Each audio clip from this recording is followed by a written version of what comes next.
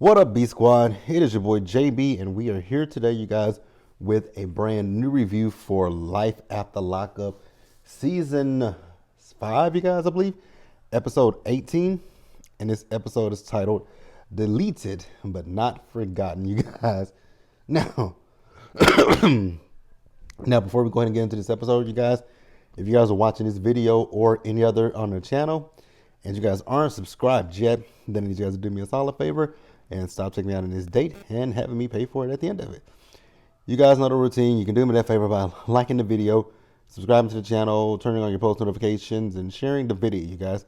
And with that out of the way, without further ado, let's discuss Life After Lockup, shall we?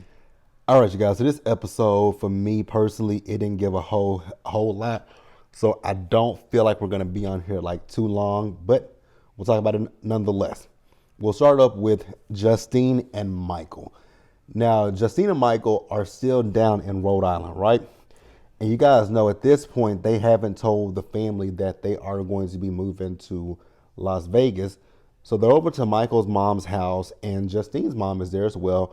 So it's a family affair, and they're having breakfast for that morning. Now, once again, remember, nobody knows Justine and Michael are getting ready to hightail their family on up to Las Vegas. And when it comes down to Justine and Michael, it's very selfish. This is very, very, very selfish. I would understand this a whole lot more if Michael was like, yeah, this is a career move, which he is saying it's a career move, but if it was a lucrative career, if it was something that, was guaranteed. Michael wants to move to Vegas for this non-existent rap career that nobody's asked for. I don't want to hear, and this is no shade to Michael, I don't want to hear your music, buddy. I ain't checking for it. And I don't know that anybody else is checking for it either, but hey, somebody out there probably listen to it, hopefully. But I just think that Justine and Michael are being rather selfish in this decision to move out to Vegas. But they did tell the family that they're moving to Vegas, and his kids didn't take it well. I'm like, I don't know what you expected. And here's another thing why I say they didn't think this through, and it's selfish. Because your kids, you haven't even talked to their mothers about this. So they're supposed to be okay with, now y'all got, it's bad enough that you live in Pennsylvania and then down here in Rhode Island, right? That's one thing. But now you're talking about Rhode Island to Vegas. So my kids now have to fly, Now I don't know how far Rhode Island, and I don't know how far they live, but obviously they drove there, right? So it's just a lot that Michael and Justine didn't take into account. And like I said, all of this behind this non-existent rap career that nobody asked for. Like, not a soul asked for. Now, so we then do see them as it's 1 week before they get ready to move. Now they're packing up. They have signed, they have signed for the home. It's gone through. They have the home in Vegas. It's just a matter of them getting out there, and Justine, scheduling to have her C-section. And Michael got a phone call from, his PO. He got a parole officer and a probation officer. They all have to be in agreement with Vegas about him switching to Vegas. And so he got called down to the office. And when he got down there, he found out, hey, that move you want to do, it's not going to happen the way that you want it.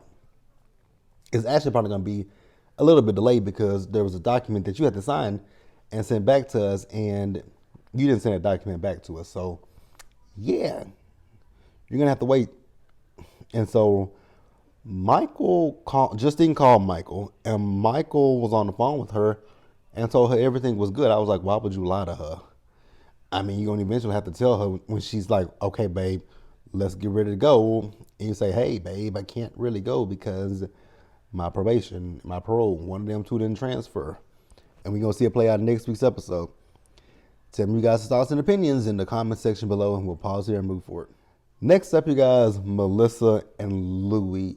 You guys, when it comes down to Melissa and Louie, I legitimately dislike Melissa.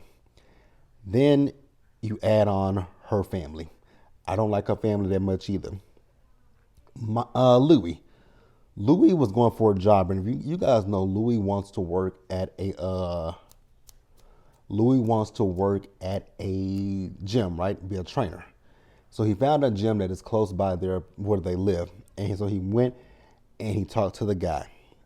And what I will say to Louie is, I know you felt a way that people still, judge you based off of past decisions, but when you tell somebody that were a former drug addict as well as you went to prison, then yeah, people are probably gonna feel a way about it. But it's something that you're working to change. It's something that you're working to change. So that's fine. But people are gonna have their thoughts, their opinions, and their judgments. It is what it is, right? And the guy I think he liked the fact that Louis was honest with him, but you could see some hesitancy in that man. And I was wondering if the man, you could see the hesitancy and the reluctance, how reluctant he was, but he did like Louis. Now Louis got back home, and Melissa is going to be he and Melissa, they're having a housewarming party. Donna will be there, as well as the rest of her family. When Louis got there, she asked him how did the interview go, and he's telling her how the interview went, and she's like, "Oh, so it was a waste of time." I was like, "Why must you always be so negative when it comes to this man? Like, it was a waste of time." The man is gotten out of prison. The man has a felony record, so it's not gonna. No one. I don't give a damn, even if the company says we hire felons. People are still going to feel away when he tells them he did armed robbery and he was on drugs. People are going to feel a way about that, and they're going to be like, do I trust him enough, right? Do I believe he's clean and he won't be on the clock getting high? Do I feel like he won't steal from me? Like, those are questions that anybody's going to have. And for Melissa, oh gosh, she gets on my nerves. So her family came in, and the only person that was on Louis' side was her brother-in-law, because he was like, the man just got here 2 days ago. What did you expect for him to do? Then her sister is talking about, well, he should have had, job interviews lined up. Once again, the man is fresh here 2 days. How do you like? That's even for me. Like, if I were to, quit my job or lose my job, I'm not gonna have an interview lined up for a job tomorrow, even if I had been applying prior to getting fired. No one that is at the discretion of the company. Like, my God, today that family got on my nerves. That family got on my nerves. You can say whatever you want to say about Donna. Is Donna an overbearing person? Is Donna overprotective of Louis? Yes, she is. Excuse me.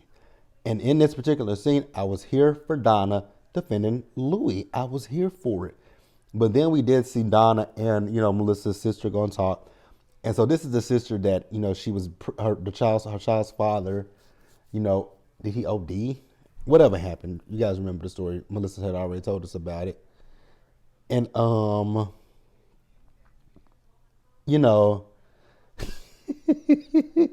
so they talked about it.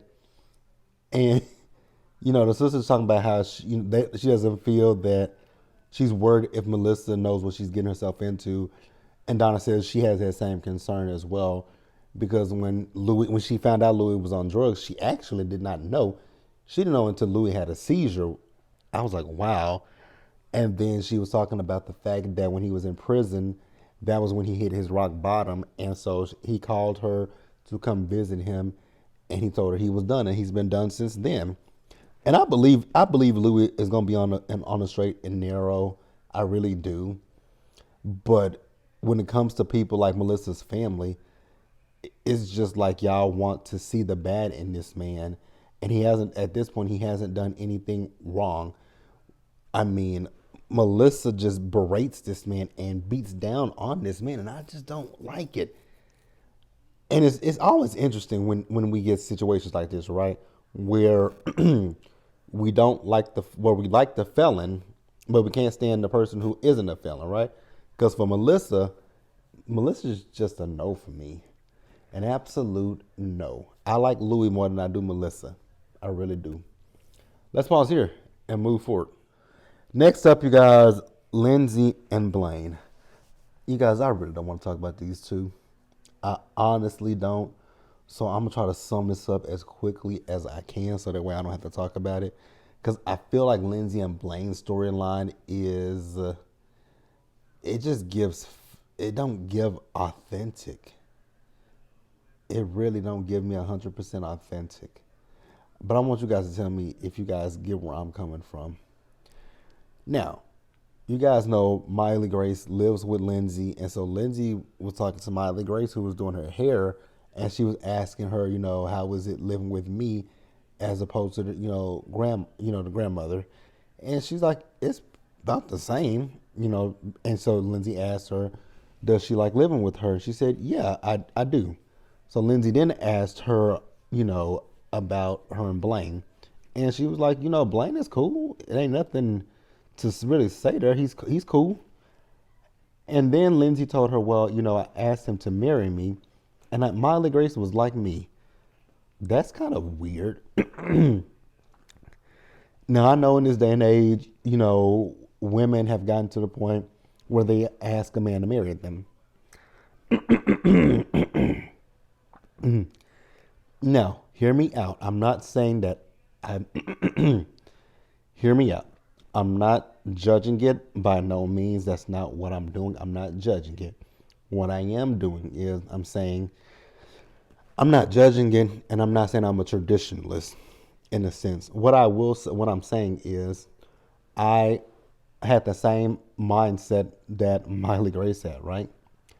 I always feel that when it comes to a man, if a man wants to marry a woman, he will absolutely go to the ends of the earth to show and prove to that lady that he wants to marry her, i.e., proposing to her and buying her a ring. If a man is dragging his feet, then that tells you your answer right there, that he might not necessarily want to be with you, or marriages might not be what he wants. But that'll be a conversation that you have to have. So Lindsay's also telling Miley Grace that she wants to be married by the end of the month, and she was like, what's the rush? Are you pregnant? I was like, Now, Lindsay, however, is not ready to tell Miley Grace about these pending charges that she has. I'm like, why would you, I mean, I know you don't want to upset your daughter and get your daughter, wondering, but it's better to let her know, hey, there is a potential that I might have to go back to jail. You know what I'm saying? Let her know instead of waiting to, let me know what you guys would do. Because I can see it multiple ways, right? You want to shield her, but you also wouldn't want to blindside her. Like, let's just say the worst comes to, like, the best case scenario is Lindsay doesn't have to go to jail. Worst case scenario is you have to go to jail, and then you have to tell your daughter, and then your daughter be like, well, damn, why didn't you tell me this? After that, we see Lindsay and Blaine. So Lindsay is telling Blaine she wants a ring on her finger. I was like, oh my God. Ma'am, it's bad enough that you asked a man to marry you. Now you're asking him to buy you a ring, and he's talking about he wants things perfect. Then he asked about having a child. Is she ready for a kid? I was like, why would she be ready for a kid if she is looking at potentially going back to jail? Why would she want a kid? Answer that question, sir. Answer that question. Hell, as of right now, she can't have no damn kids because, sis got an IUD put in. So, ixnay on the kids. Y'all ain't on the same page with each other. I just realized that y'all are not on the same page with each other. But Lindsay wants to be married to him. Why? Inquiring minds would love to know that question. Let me know what you guys think about that in the comments below. You guys subscribe. No. Well, I'm about to wrap up the episode. Let me know down in the comment section, you guys, and we'll pause here and move forward. All right, you guys. Next up, Chevelle and Quaylin. You guys, I feel a way about this scene for multiple reasons. Mostly is because of Chevelle. Number one, Chevelle, the wigs. they look like wet mops. They're not flattering. I just want you to know that, Chevelle. These wigs are ugly as hell. So Chevelle is talking to her daughter, Maila, and I'm starting to think that Maila done saw some stuff between Chevelle and Quaylon when they were be arguing and stuff. Because the little girl is saying she doesn't want to come to the wedding. She don't want them to kiss each other.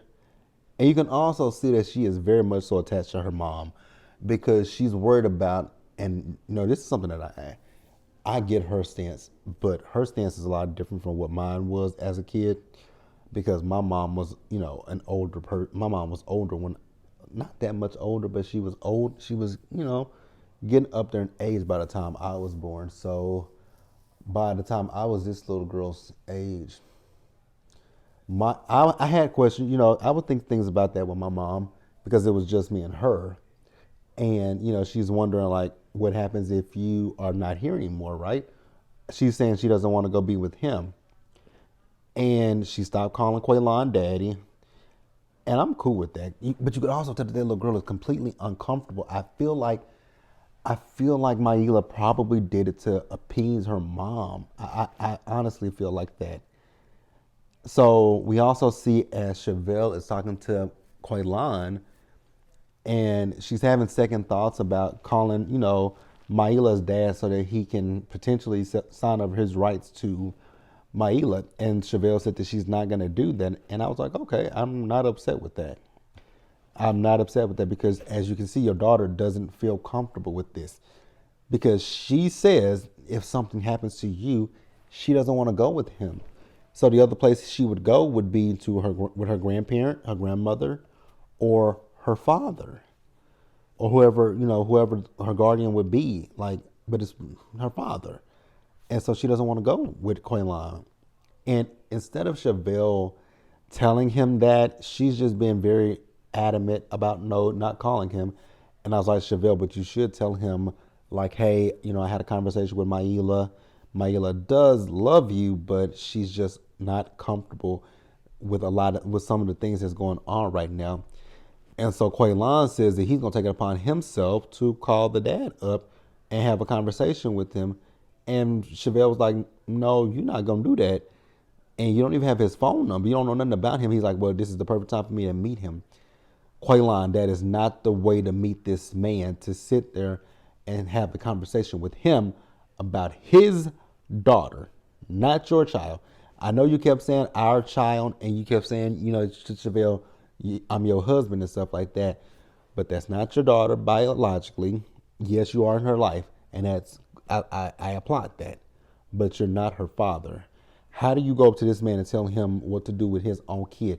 That is almost similar to what happened last season in Love After Lockup with that girl, Sheree and Anthony. How Anthony went up to Sheree's baby daddy and had the conversation with him.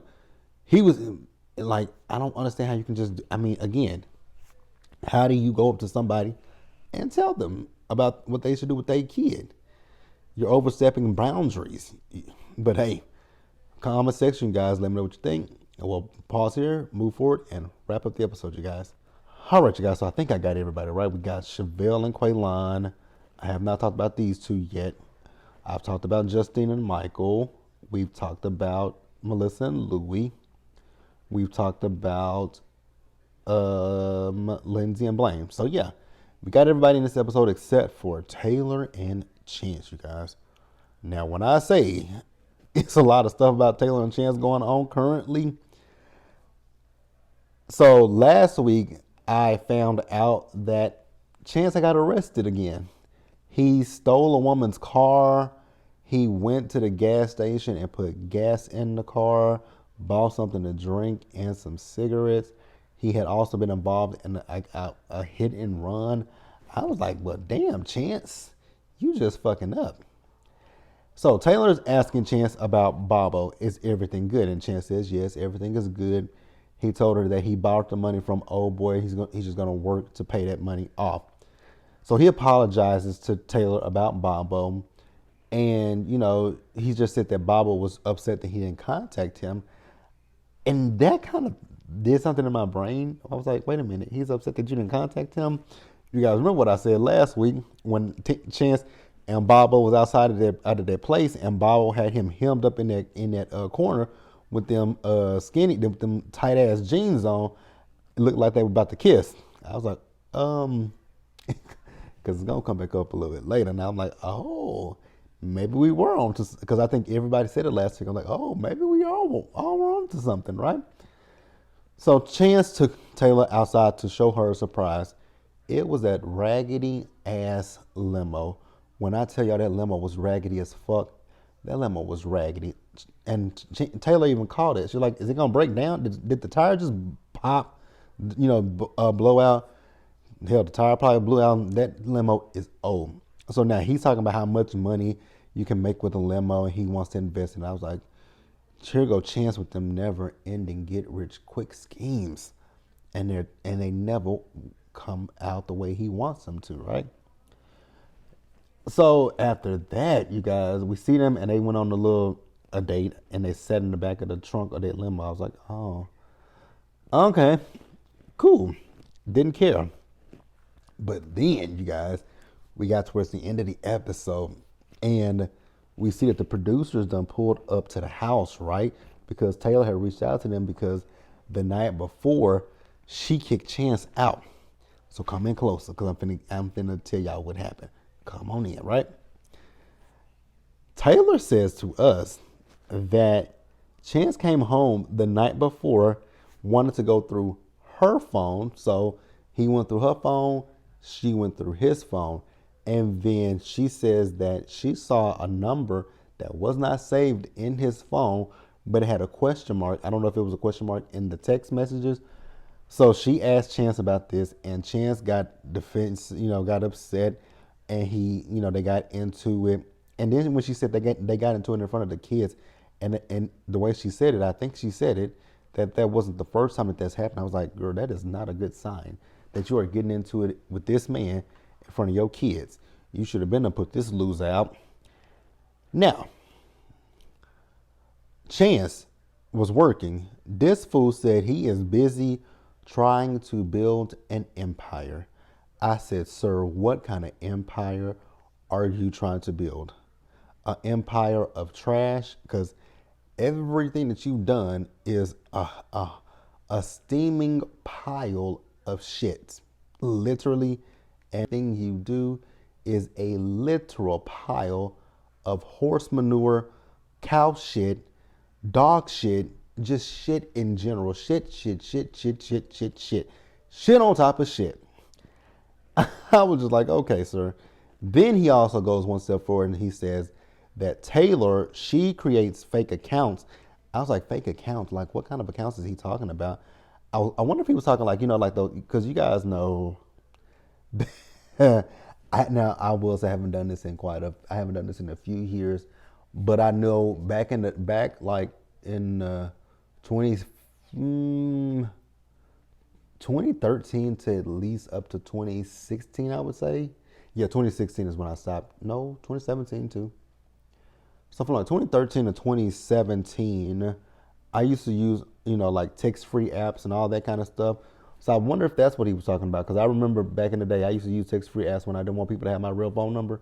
Baby, you would get a text-free number. Like, because I wouldn't give you my real number.